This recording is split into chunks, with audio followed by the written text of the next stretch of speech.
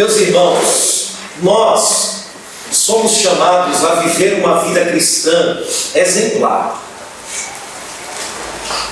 É essa a finalidade que o ensinamento da palavra de Deus deve produzir em nossas vidas.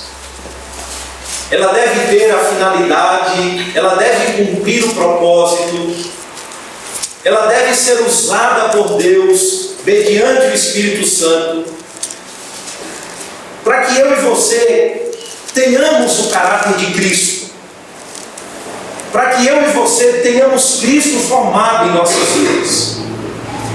São estes os propósitos das verdades cristãs reveladas a nós.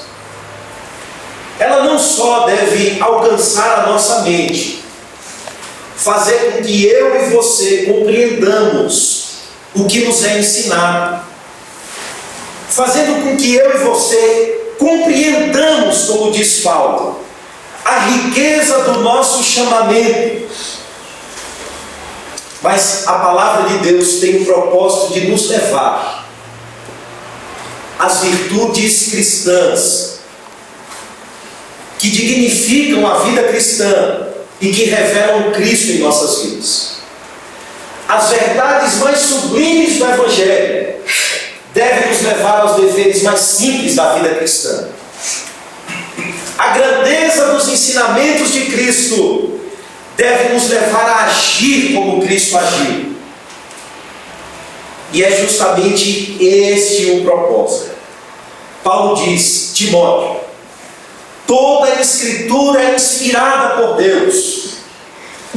Ela é útil para o ensino, repreensão, educação na justiça, para que todo homem de Deus seja perfeito no caminho da salvação. É isso, irmãos. Verdades aprendidas domingo após domingo devem nos levar a agir de conformidade com as verdades aprendidas nos deveres mais simples do dia a dia, nas relações entre iguais ou entre irmãos, com os de fora, levar-nos a compreender o propósito correto da vida. E Pedro vai mostrar isso. O termo finalmente não é que Pedro está encerrando, não é que Pedro está dizendo: irmãos, acabei, finalizei o que estava dizendo a vocês. Não, irmãos. O termo aqui pode ser traduzido como o propósito, a finalidade para a qual eu ensino vocês é essa: fazer com que vocês sejam revestidos de virtudes cristãs que reflitam Cristo, que mostrem Cristo, e levar a vocês a compreender o propósito da vida. E aí Pedro pergunta: quem quer ver dias felizes? Quem quer desfrutar de vida feliz? Pedro diz: a palavra de Deus nos ensina. Refreia a língua do mal, não fale dolosamente, aparte-se do mal, pratique o bem, busque a paz, persevere em buscá-la, empenhe-se em alcançá-la. Sobretudo, reconheça que os olhos de Deus repousam sobre vocês. Ele está atento ao caminho de vocês. Em contrapartida, ele é contra os perversos, aqueles que praticam males. E o texto aqui nos ensina 3 aspectos da nossa conduta cristã. Primeiro, como estamos considerando a unidade cristã, ou como estamos vivendo no sentido de mantê-la, de preservá-la, de mantê-la conforme os vínculos que o Espírito propôs em nós. Esse é o primeiro propósito. Segundo, como estamos respondendo às injúrias, aos males que nos sobrevêm injustamente. pagando mal com mal, injúria com injúria, ou como Cristo respondeu? Bendizendo. Terceiro, como você está vivendo a sua vida? Quais são os limites da sua piedade cristã? Quais são as considerações que os olhos de Cristo têm trago às suas condutas, às suas palavras e ao seu modo de falar e de agir? Primeiro ponto: lutando pela unidade cristã. O texto aqui, irmãos, fala de irmãos que estão sofrendo do ponto de vista externo. O texto fala de irmãos que estão sendo perseguidos pela verdade cristã, por causa da justiça, por causa de estar vivendo o testemunho cristão, uma sociedade corrompida. Mas Pedro começa a atacar a igreja do ponto de vista interno, em sua unidade, em seus relacionamentos, em sua forma de nos lidarmos ou de lidarmos uns com os outros. E Pedro começa dizendo a finalidade dos ensinamentos cristãos, e ele começa mostrando o exemplo dos servos em se submeter ao seu Senhor, o exemplo das mulheres em se submeter aos maridos, os maridos amarem as mulheres, como devemos nos submeter às autoridades. E no meio de tudo isso ele mostra Cristo. Ele coloca Cristo como sumo exemplo a ser seguido por nós. E aqui ele começa tratando desses irmãos que agora foram unidos em Cristo Jesus. E ele começa dizendo: primeiro, vocês devem estar unidos. Sede todos de igual ânimo. É um termo que significa sejam unânimes, ou pensem numa mesma coisa, tenham o mesmo propósito. É como se Pedro estivesse dizendo assim: ó, somos formados pela diversidade, somos vários membros que formam um só corpo, várias pessoas com diferenças, com temperamentos, com comportamentos, com formações mentais, emocionais, psicológicas diferentes. Essa é a diversidade no corpo de Cristo.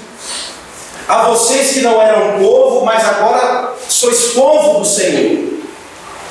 E a nossa unidade é formada nessa diversidade. Desses que não eram povos, mas agora se tornaram o povo de Deus. E Deus reveste o seu corpo dessa variedade de dons, variedade de capacidades, variedades de compreensão. Mas isso não deve fazer com que eu e você sejamos desunidos, ou que cada um busque o seu próprio interesse, o seu próprio bem, aquilo que lhe convém. Pedro está nos exortando a pensar como Cristo pensou. Pedro está nos exortando a ter a mente de Cristo e permitir que a mente de Cristo faça com que sejamos unidos, unânimes, juntos, pensem uma mesma coisa, tenham um mesmo propósito, tenham uma mesma finalidade. E os crentes devem estar assim: primeiro, vivendo em harmonia, em unanimidade. Segundo, vocês devem ser compadecidos. O termo aqui é sentir a dor com,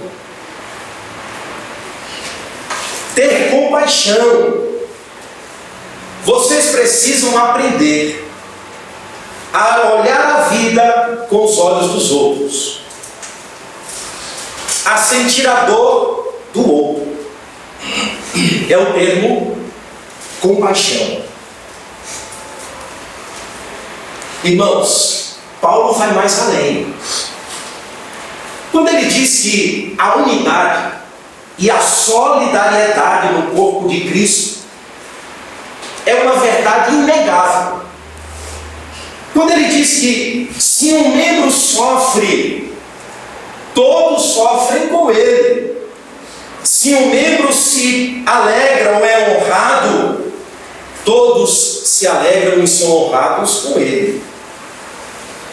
Ou seja, no corpo de Cristo deve haver essa empatia, essa capacidade de nos colocar no lugar do outro, de sentir a dor do outro, de sentir os dramas do outro, o dilema do outro, e não olhar a vida do outro com os nossos olhos, ou não usar a minha própria capacidade como parâmetro para julgar a dor do outro.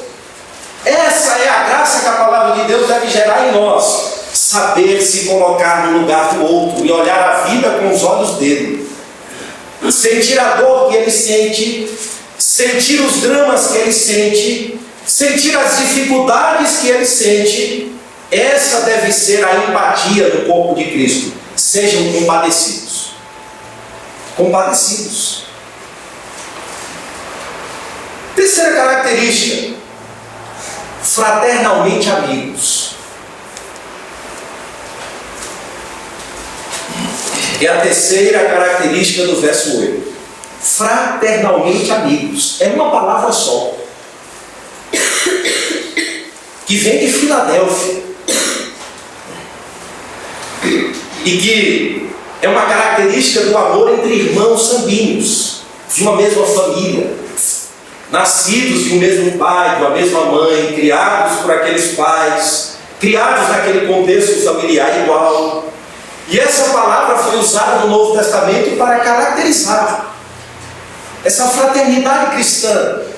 E Pedro diz que devemos ser fraternalmente amigos, ou seja, o amor deve permear as nossas relações e fazer com que construamos relações verdadeiras, de amizades verdadeiras no corpo de Cristo, tendo a consciência de que agora, irmãos, somos filhos de um mesmo Pai, defendemos uma mesma fé, uma só verdade, um só batismo, e Deus em Cristo nos uniu apesar das diferenças, e nos uniu agora como irmãos em Cristo. Irmãos em Cristo. Isso deve, irmãos, o amor deve nutrir as relações cristãs. O amor deve permear as relações cristãs. E os irmãos devem, pelo amor com que Cristo nos concedeu, ter a capacidade de ver uns nos outros amigos. Pessoas com quem tenhamos condições de confidenciar, de compartilhar dores, propósitos de oração, necessidades. Essa é a fraternidade cristã.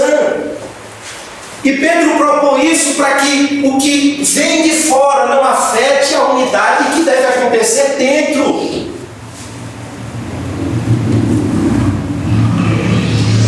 Irmãos, e esse mundo em que vivemos, esse contexto em que vivemos, esse contexto que proporciona indiferença, que tem fomentado muitas vezes buscas individuais em detrimento ao amor do coletivo, tem afetado os nossos relacionamentos cristãos.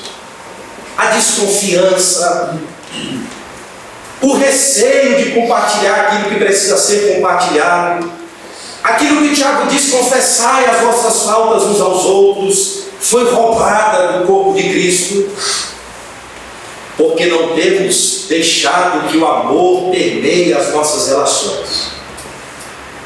Não temos deixado que o amor veja que devemos ser amigos verdadeiros, como membros do corpo de Cristo.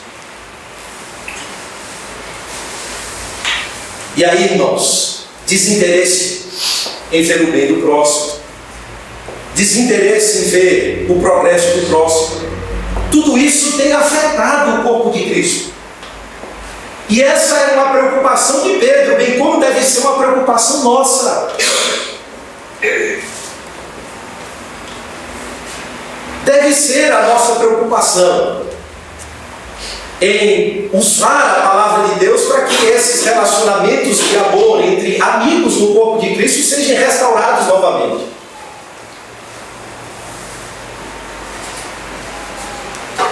E o quarto ponto: misericordiosos. Pedro aqui está retomando o discurso de Cristo.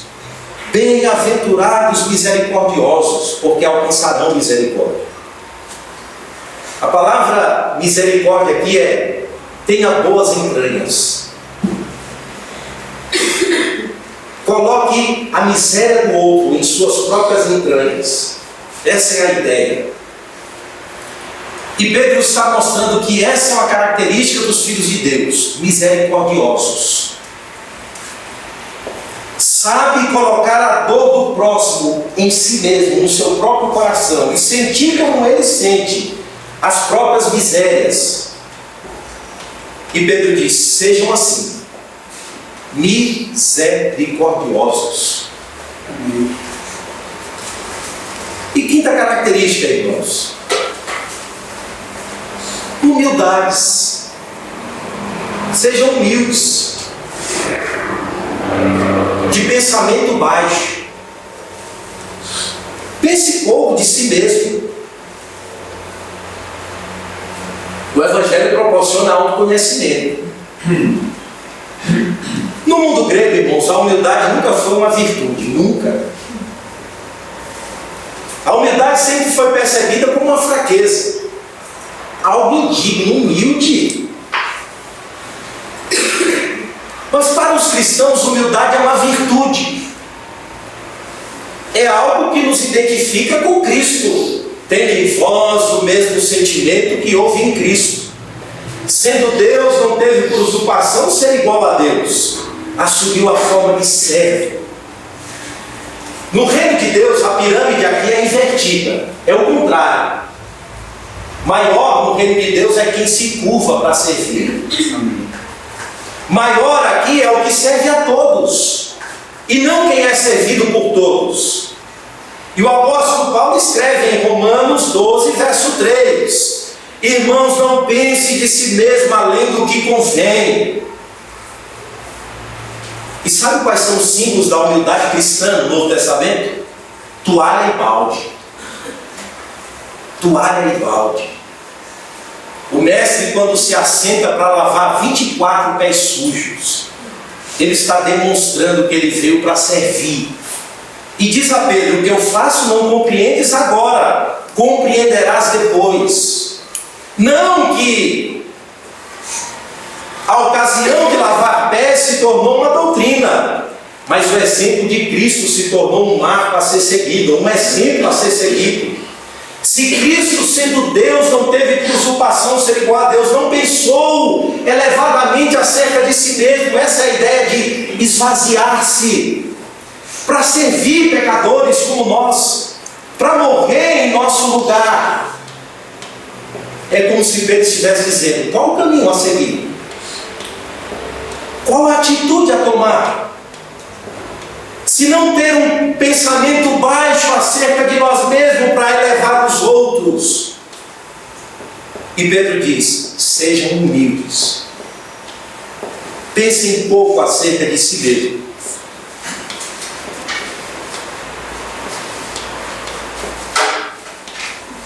Então Pedro mostra os nossos relacionamentos.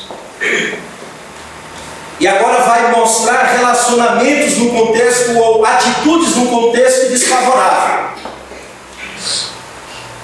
Aonde recebemos o mal, aonde recebemos a injúria, e somos convocados pela palavra de Deus a agir como ela nos manda agir. Como? Irmãos, os cristãos não fazem inimigo. Nós não somos fazedores de inimigos ou criadores de inimizades. A Bíblia diz: no que depender de vocês, sede paz com todo mundo. Mas os cristãos têm inimigos. Pessoas que se opõem ao Evangelho, à verdade de Deus. E muito mais no início da fé cristã. onde os irmãos foram perseguidos, maltratados, injuriados, caluniados, e muitas vezes com apoio do Estado. Nós hoje não temos tanta injúria e tanto mal que nos sobrevém. Mas como devemos agir quando somos maltratados e quando somos caluniados, afetados em nossa moral, nossa honra?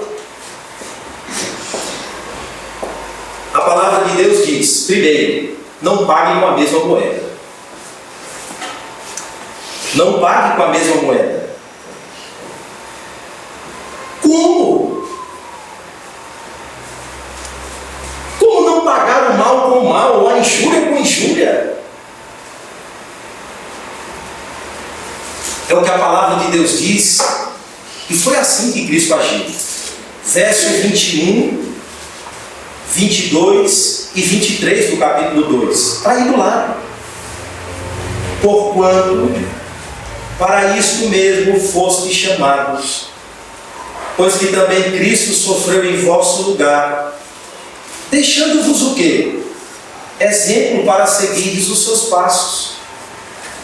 Vinde após mim. Tome sua cruz, negue a si mesmo e me siga.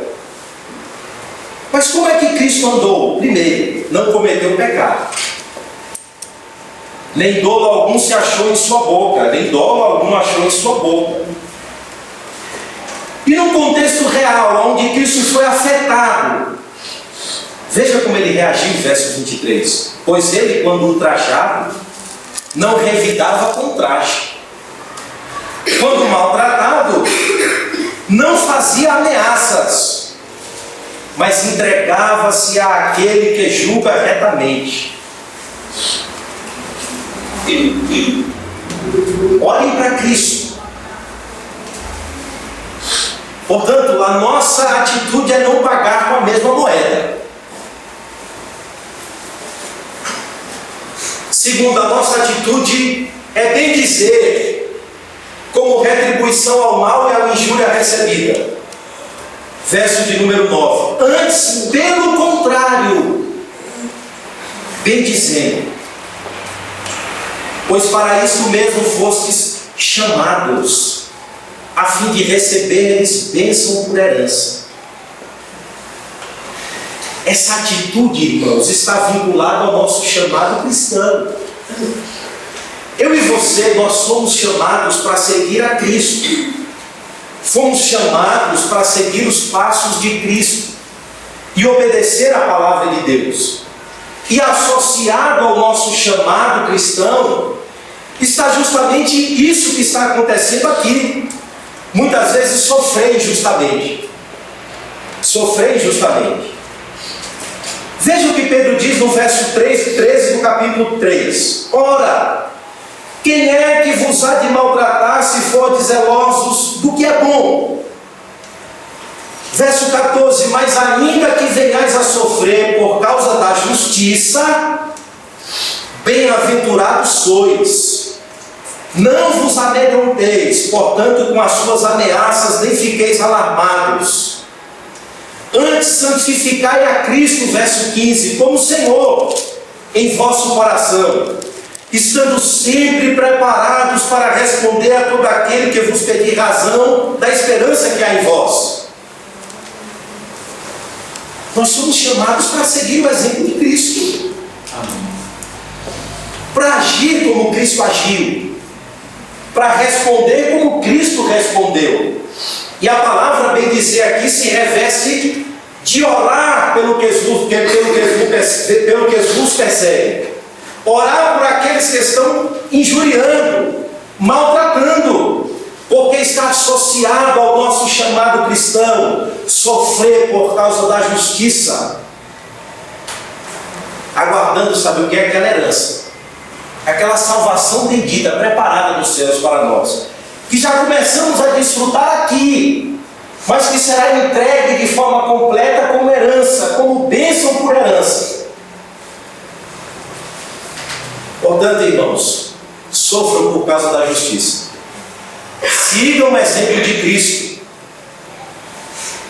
e aguarde a salvação, ainda que no presente, Pedro vai dizer, estejam contristados, apertados pela aflição, acossados pelo sofrimento, mas nunca tire os olhos de Cristo, seguindo o seu exemplo.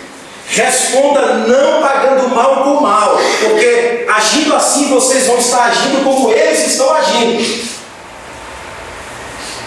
Se vocês amaldiçoarem, vocês estão agindo como eles estão agindo. E aí vocês estão só replicando o mal. Mas pelo contrário, faça como Cristo. Quando ultrajado, não revidava. Vocês aguardem, Jesus falou. Quando eu ressuscitar no terceiro dia, eu vou procurar um por um.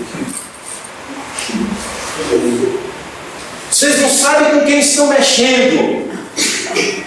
O cristão não diz isso. Eu sou a menina dos olhos de Deus. Pelo contrário, o cristão entrega a Deus e julga retamente todas as coisas. Amém. Ele bendiz, ele ora pelos que perseguem. Essa é a atitude cristã. Ainda que do ponto de vista humano é loucura. Isso é loucura. Evangelho é loucura para os que se perdem. É loucura. Mas para nós que estamos sendo salvos é o poder de Deus. Paulo vai dizer, mas para os que se perdem é loucura. É loucura. Não revidar o mal recebido é loucura. Não injuriar quem nos injuria é loucura. Isso é loucura, irmãos. Mas para o homem que se perde, mas para nós é o Evangelho. É a palavra de Deus que cura, que sara, que mostra-nos o caminho que revela Cristo em nossas vidas. Por isso Pedro diz, santifique Cristo no coração de vocês. Então, irmãos, essa é a nossa atitude para com os de fora. Ainda que não haja contexto favorável para amar, bendizer, orar, nós devemos continuar agindo como Cristo agiu. Como Cristo agiu. O terceiro ponto é, nós devemos ter uma postura correta em relação à vida. Pois, veja, quem quer amar a vida e ver dias felizes, coloque um freio na sua língua, para que ela não seja instrumento do mal.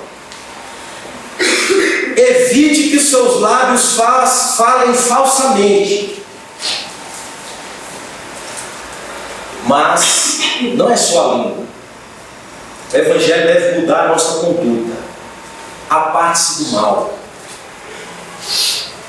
Se arrependa.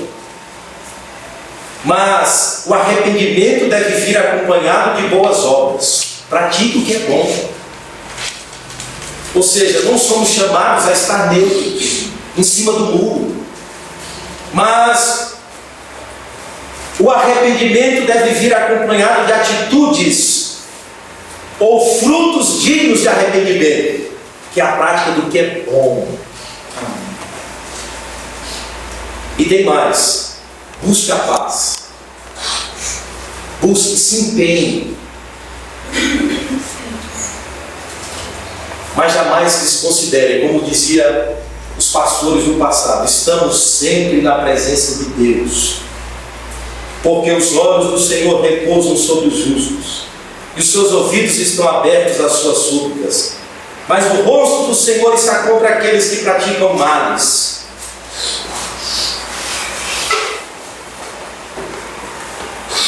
Lloyd Jones dizia o seguinte, irmãos, que um dos defeitos da igreja moderna foi que ela perdeu o senso do divino, ou a consciência de que estamos sempre na presença do Senhor, a certeza de que Deus nos vê, de que Deus nos ouve e que Deus está pronto a retribuir aos homens aquilo que eles mesmos plantam. E a nossa vida é sempre uma contrapartida daquilo que plantamos, daquilo que perseguimos, daquilo que buscamos. E vida aqui, irmãos, se refere enquanto durar o tempo da nossa peregrinação. Vida aqui é essa vida que estamos vivendo no espaço e no tempo. e que somos chamados a viver como discípulos de Cristo. E Pedro está dizendo: quem quer ter essa vida feliz, de comunhão com Deus, de discipulado real, sincero com Cristo, e ter uma vida de felicidade, de gozo, de alegria, a despeito de circunstâncias externas não permitir isso, Pedro dá a receita. Pedro mostra os princípios que o cristão deve assumir para ter uma postura correta em sua vida. E aqui ele cita, sabe o que? Salmo 34. Salmo 34. Um salmo de Davi, que no contexto em que escreveu o Salmo 34, estava fugindo de Saul. E aí, fugindo de Saul, ele vai dar em um local que se encontra com o rei Aquis, rei de Gate. E chegando na ocasião, as pessoas dizem: esse aí não é Davi? Que as mulheres de Israel estavam cantando que Saul venceu o exército com milhares, mas Davi venceu os 100 milhares ou os milhares de milhares. Não eram essas mulheres que estavam dignificando esse rapaz? Davi percebe que Aquis irá matá-lo, e Davi se faz de louco, começa a espumar o canto da boca, torcer as mãos, e o rei diz: já não basta quantos loucos em minha terra, mas este vocês trazem para que eu faça justiça? E Davi ali sai ileso, e ele diz: bem-aventurado o homem que teme ao Senhor, porque Deus o livrará, aos piedosos não lhes faltará bem algum. Davi foi poupado e disse: não foi o meu disfarce, foi Deus quem me livrou, foi Deus quem permitiu que eu saísse ileso daquele contexto. E aí no final do salmo, ele coloca perguntas didáticas para ensinar-nos. E no salmo são perguntas e respostas, perguntas e respostas.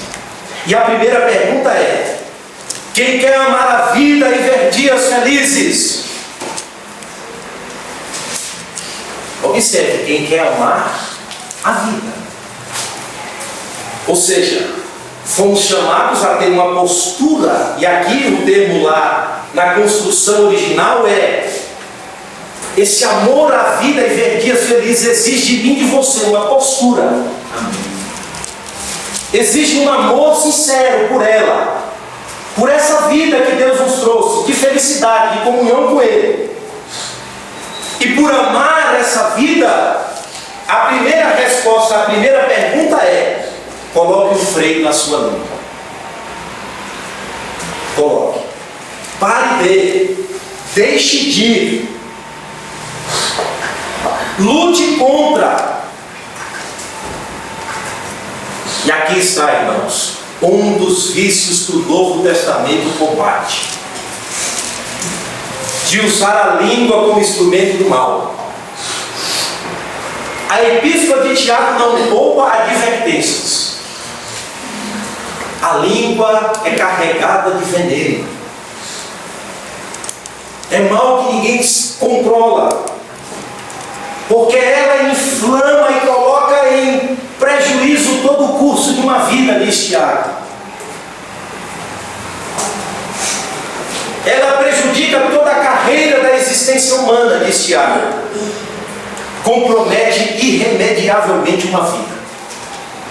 Sua língua, a minha língua. E o mau uso da língua é um vício que os cristãos devem combater, fugir.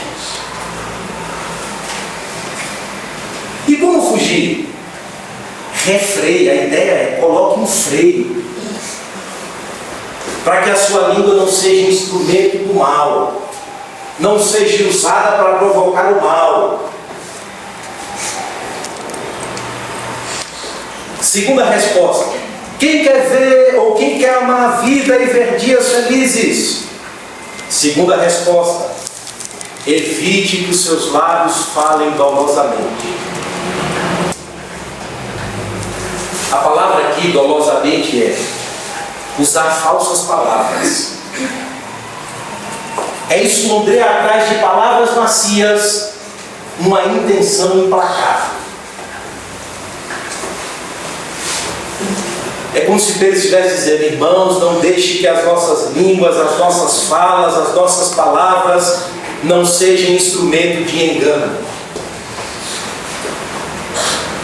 de falsidade, de intenções implacáveis. Quem quer amar a vida e ver dias felizes.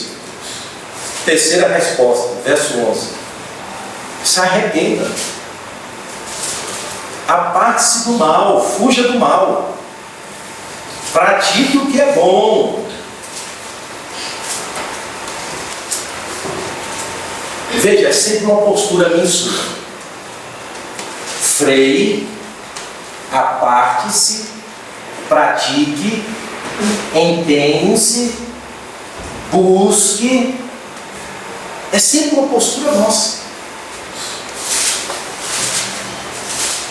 O caminho, irmãos, do discipulado cristão, da santificação, exige uma postura correta minha e sua. E a terceira resposta aqui é: aparte-se do mal. Mas não fique neutro. Reaja ao que você tem aprendido. Pratique o que é bom. Mal aqui, irmãos, é aquilo que é contrário à palavra de Deus. E bom aqui é aquilo que está de acordo com a vontade de Deus. Então os cristãos são aqueles que se arrependem, mas se arrependem praticando obras dignas de arrependimento verdadeiro. Eles reagem coerentemente às instruções da palavra de Deus. Pratique o que é bom.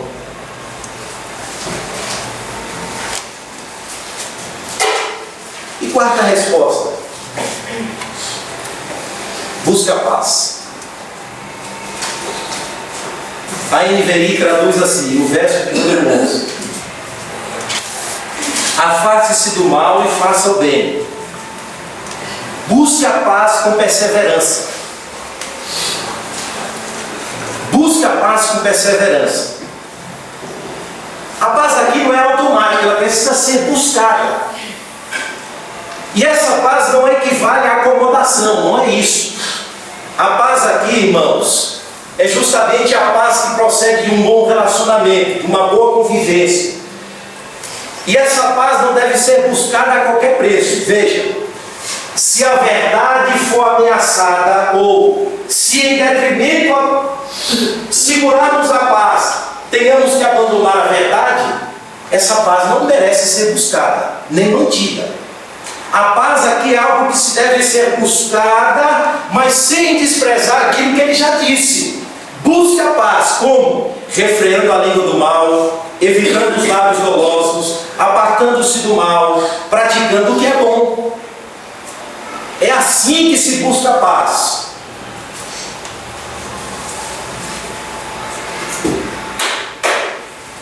Mas esse comportamento tem um fundamento. Tudo na vida cristã tem um fundamento. Verso 12. Qual é?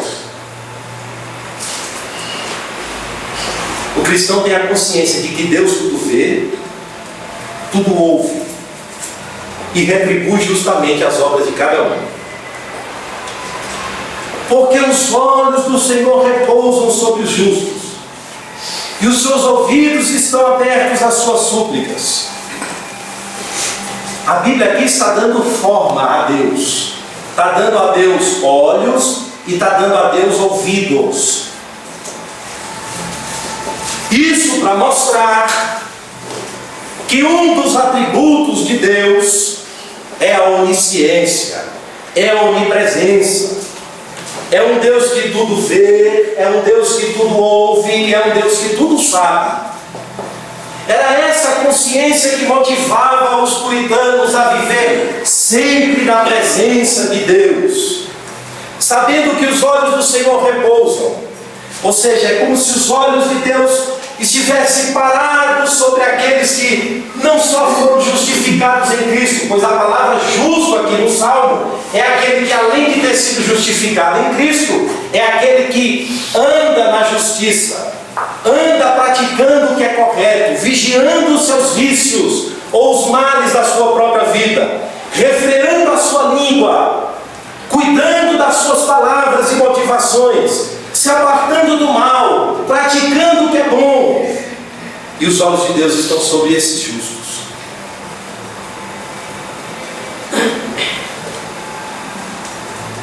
O salmista diz: quem subirá ao monte do Senhor? E a resposta é aquele que é limpo de mãos e puros de coração. Quem vai morar, Senhor, no teu santuário? Quem há de residir, Senhor, no teu santo monte? Aquele que vive em retidão, que não tem o seu dinheiro com usura, não faz mal ao próximo, que tem ao réprobo como desprezível. E o cristão sabe, Deus conhece as nossas atitudes, conduta, vida, obra, pensamento, palavras. E tem mais: os meus ouvidos não estão tapados às vossas orações, minhas mãos não estão encolhidas aos vossos pedidos. Deus ouve a oração do seu povo, daqueles que faz súplica ou que está suplicando uma necessidade percebida.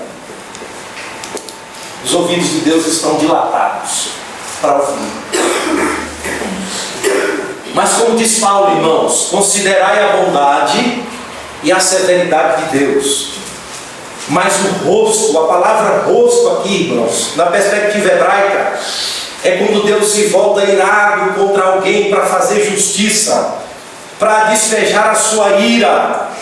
E o salmista diz: o rosto irado do Senhor está contra aqueles que praticam males. É isso que Paulo diz em Gálatas. Irmãos, de Deus ninguém se escarnece, se o homem plantar isso, ele também se fará. E Deus retribui justamente as obras de cada um. E é aqui mesmo, é no curso da própria vida. A palavra vida no início do texto está se referindo ao tempo da peregrinação. E é justamente nesse tempo da peregrinação que Deus retribui aquilo que nós mesmos plantamos, aquilo que nós mesmos amamos, aquilo que nós mesmos nos apegamos. E Ele está pronto a retribuir a cada um. Fazer a sua justiça antecipada, num espaço no tempo, retribuindo as obras e as plantações de cada um. Por conta disso, Pedro diz: pois quem quer amar a vida e ver dias felizes, Deus nos chama a uma postura correta de acordo com a sua vontade. Cuidado com o que você fala, cuidado com o que você cogita, cuidado com o que você pratica, cuidado com o que você se empenha em buscar. Mas jamais desconsidere: Deus tudo vê, Deus tudo ouve. Que Deus em Cristo nos abençoe. Amém. Vamos orar. Senhor, nosso Deus e Pai, nós te agradecemos, Senhor, mais uma vez pela Tua palavra. Te agradecemos, Senhor, por estarmos aqui ofertando ao Senhor, ó Deus, o nosso culto, a nossa vida, o nosso ser, como oferta racional no Teu altar, Senhor. Amém. E estamos aqui, Deus, com as nossas vidas, com o nosso ser completo, conhecido por Ti, sondado pelo Senhor.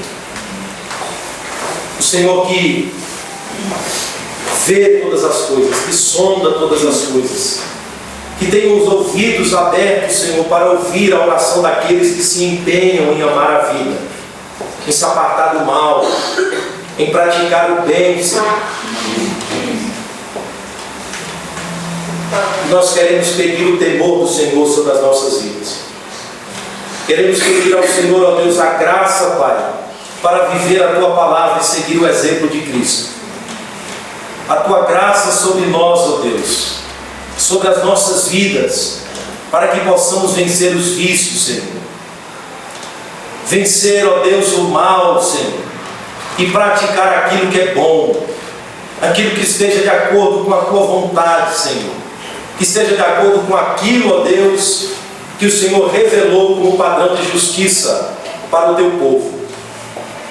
Ajuda-nos, ó Deus, a agir como Cristo agiu nas circunstâncias reais da vida, Senhor. Ajuda-nos, Pai, a responder como Cristo respondeu nas pressões do dia a dia, Senhor. Amém.